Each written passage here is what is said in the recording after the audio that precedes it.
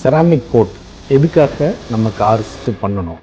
புதுசாக வாங்கக்கூடிய காரில் கம்ப்ளீட்டாக வந்து ஒரு பெயிண்ட் ப்ரொடெக்டிவ் கோட்டோட தானே வரும். எதுக்காக செராமிக் பண்ணணும் அப்படின்ற ஒரு கொஸ்டின் எல்லாருக்கும் இருக்கும்.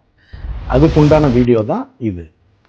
செராமிக் கோட்டை பொறுத்த வரைக்கும் என்னென்னா, பேசிக்காக வெஹிக்கிளில் இருக்கக்கூடிய பொல்யூஷன் வந்து பெயிண்ட் சர்ஃபேஸில் அட்டாச் ஆகிறதுனால ஃபர்தராக நம்ம வந்து வண்டியை க்ளீன் பண்ணும்போது வைக்கும்போது என்ன ஆகும்னா வேர்ல்ஸ் மாதிரி ஃபார்ம் ஆகும். Circular kind of scratches. அது வந்து வண்டியோட கலரை டல்லாகும், ஃபேட் ஆகவும், அதே மாதிரி வண்டியோட அந்த ஃப்ரெஷ்னஸை குறைக்கும். ஸோ பிராண்ட் நியூ வெஹிக்கிள்ஸ்லேயே இப்படி இருக்கக்கூடிய அந்த வேர்ல் ஃபார்மேஷன் எல்லா கார்லேயுமே இருக்க தான் செய்யும்.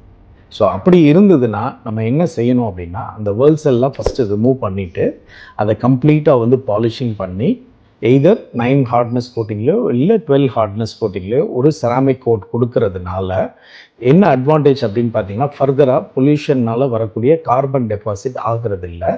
அதே மாதிரி கலர் ஃபேட் ஆகாது, டல் ஆகாது, அன்இன்டென்ஷனல் ஸ்க்ராச்சஸை மேக்ஸிமம் ப்ரிவெண்ட் பண்ணிடும்.